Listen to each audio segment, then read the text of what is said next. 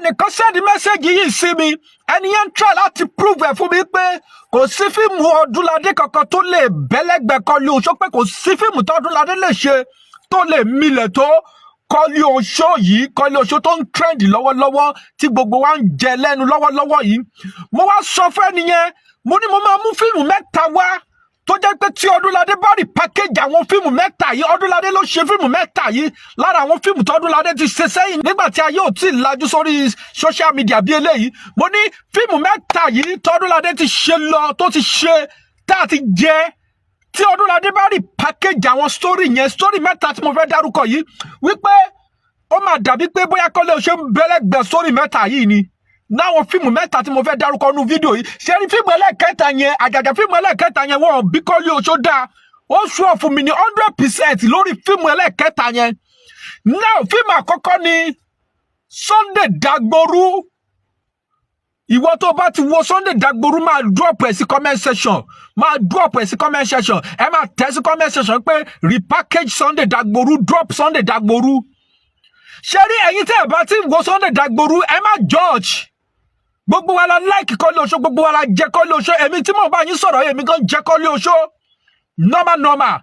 Ṣùgbọ́n ìwọ tó bá ti wo Sunday Dagboru má sọ̀rọ̀, kàn share video, ẹ máa share video, everybody ẹ máa share video yìí.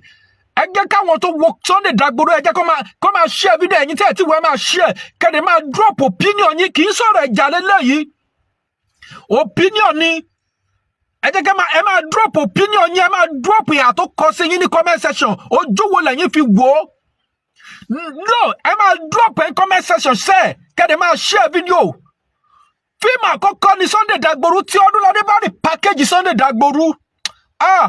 Kọ́lí Oṣó ó máa múra ni o, kì í sọ̀rọ̀ eré. Fíìmù ẹlẹ́ẹ̀kejì òun ni Babátúndé Fọlọ́runṣọ́ Ìṣọ̀lá. Gbogbo ìwọ tó bá ti wo fíìmù yẹn máa drop ẹ̀, Babátúndé Fọlọ́runṣọ́ Ìṣọ̀lá máa drop ẹ̀ sí comment section. Ṣé ní fíìmù ẹlẹ́ẹ̀kejì yìí, ẹ̀yin tẹ́ bá ti wò ẹ mọ̀ nǹkan tí mò ń sọ ń bẹ̀. Ọdúnládé ní action lára, kì í ṣe tèrè. Tọ́dúnládé bá dúró lásán báyìí tó bá wù ẹ́ lásán bí eléyìí, action ni. Mẹ́tọ̀ mi dáadáa ni Ọdúnládé, mo like wọn pa. Kì í wá sí pé mo like wọn ló jẹ́ kí n sọ eléyìí, ṣùgbọ́n mò ń sọ àwọn fáàtì fún yín ni.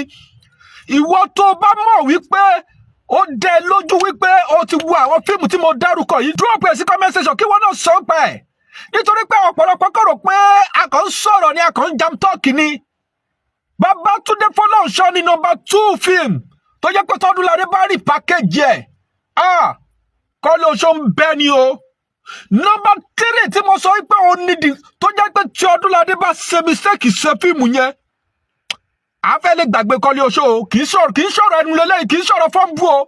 Tọ́dúnládé bá rí package number 3, story number 3 yẹn, ìyẹn ni Múfú Olóòṣà Oko, bàtà ẹsẹ̀ mi ò sí ló máa ṣẹ̀wọ̀n yẹn. Tí ì lè bá ìwọ tó bá wo Múfú Olóòṣà Oko tó bá lọ wo fíìmù gbà yẹn, nígbà tí Múfú Olóòṣà Oko jáde, everybody kò àfẹ́ni tó bá fẹ́ ṣe àbò sínú yín ló kù, àfi àwọn tí wọ́n bá ti wo àwọn fíìmù tí mo dárúkọ yìí ló kù. Tó bá jẹ́ pé ẹ ti wo àwọn fíìmù tí mo dárúkọ yìí, ẹ jẹ́ ká máa mọ̀ ní comment section. Ẹ̀yin tẹ́ bá tún ní fíìmù tó lè takù Kọ́lí Oṣó, tẹ́ wò pé àwọn fíìmù yìí tán bá rí package ẹ̀, ó lè takù Kọ́lí Oṣó, Kọ́lí Oṣó yẹn fíìmù yẹn máa mí. Ẹ drop ẹ̀ ní comment section, ẹ jẹ́ àti ẹ̀ wo Yorùbá fíìmù tẹ́ gbádùn jù ń gbà yẹn, tẹ́ gbádùn.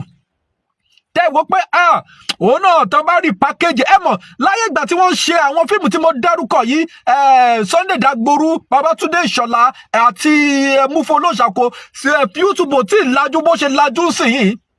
Ayé àwọn mákẹ́tà ni mò ń sọ yìí tó jẹ́ pé part 1 and 2 part 3 ni. Tọ́dúnládé bá lọ ṣe mistake repackage àwọn fíìmù yẹn wá, ẹ mọ̀ wípé bọ̀dọ̀ọdún irinṣẹ́ ni wọ́n, nítorí pé kí ni action pọ̀. Ìdúró ẹ̀gbọ̀ngàn action ni. Bẹ́gbọ́n bá wù ẹ́ lásán action ni. Tẹ́gbọ́n bá fẹ́ ṣe serious movie action pọ̀. Kò ń ṣeré o, kò ń ṣeré. Ẹ máa share video ìkẹ́dẹ̀ máa follow mi. A máa gbé yín débẹ̀ bó bá ṣe ń lọ nínú agboolé Yorùbá film industry. A ó tún máa pàdé ní next video mi o. Ire o.